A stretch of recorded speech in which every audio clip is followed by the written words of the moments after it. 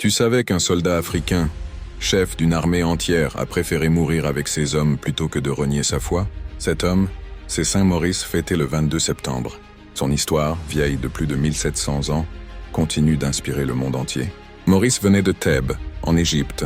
Il était officier dans l'armée romaine, à la tête de la célèbre légion thébaine composée de milliers de soldats chrétiens. À cette époque, être chrétien signifiait vivre dans la clandestinité, car l'Empire romain persécutait encore ceux qui suivaient Jésus. En l'an 285, l'empereur Maximien envoie la légion thébaine dans les Alpes, dans la région actuelle de la Suisse. Leur mission, réprimer une révolte contre Rome et rétablir l'ordre. Mais bientôt, les ordres changent. On leur demande de participer à des sacrifices aux dieux païens et de persécuter les chrétiens locaux. Maurice et ses hommes refusent. Ils déclarent qu'ils sont de loyaux soldats de Rome, mais qu'ils n'obéiront pas à un ordre qui viole leur foi. Pour eux, le Christ passe avant l'empereur. Maximien ne supporte pas cette désobéissance.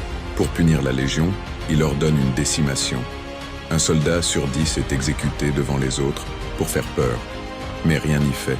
Les survivants restent fidèles, encouragés par Maurice qui leur rappelle « Nous servons un empereur céleste, plus grand que tous les rois de la terre ». Furieux, l'empereur ordonne une deuxième décimation. De nouveau, les soldats meurent en martyrs. Mais aucun ne cède. Alors vient l'ordre final. Le massacre complet de la Légion. Des milliers de chrétiens tombent ce jour-là. Maurice, leur chef, accepte la mort avec courage. Il aurait pu sauver sa vie en obéissant, mais il choisit de rester fidèle au Christ jusqu'au bout. Ce bain de sang devient un témoignage. Leur sacrifice choque les contemporains et inspire les générations suivantes. Très vite, un sanctuaire est construit à Agone, en Suisse, pour honorer leur mémoire. Ce lieu, aujourd'hui connu sous le nom de Saint-Maurice d'Agone, deviendra un haut lieu spirituel visité par des empereurs, des rois et des pèlerins du monde entier. Le culte de Saint-Maurice se répand dans toute l'Europe. En France, en Allemagne, en Italie, on le représente en soldat romain noir, pour rappeler ses origines africaines. Il devient le saint patron des soldats, des chevaliers et même de nations entières. Dans les cathédrales et les églises, son nom est honoré comme celui d'un héros de la foi. Mais son histoire n'est pas qu'un souvenir ancien. Elle pose une question qui reste d'actualité. Jusqu'où es-tu prêt à aller pour rester fidèle à ce que tu crois? Maurice et ses compagnons avaient tout à perdre. Leur carrière, leur avenir, leur vie. Mais ils savaient qu'il y a pire que la mort, la trahison de sa conscience. Leur fidélité nous enseigne que certaines valeurs ne se négocient pas. La justice, la foi, la loyauté, le courage, tout cela vaut plus que les compromis faciles. Aujourd'hui encore, leur témoignage invite chacun de nous à tenir bon, même dans les épreuves.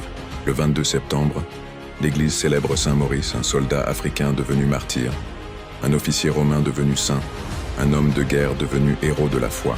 Son exemple continue de traverser les siècles pour nous rappeler que la vraie force ne réside pas dans l'épée, mais dans la fidélité à la vérité.